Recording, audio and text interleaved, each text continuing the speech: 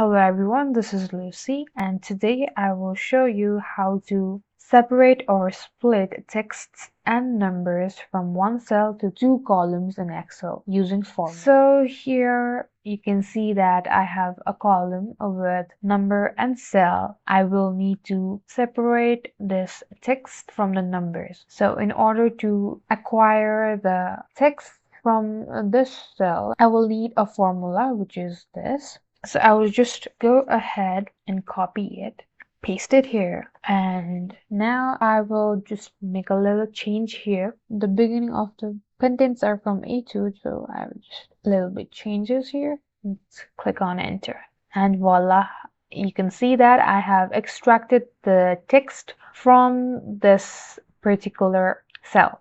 So I will just copy the formula, drag and drop from the first cell, and there you go. I have successfully extracted the text from these. So the next formula extracts the numbers from the cells. So Control C, Control V. Don't worry, I will provide all of these in the description below. Do check it out.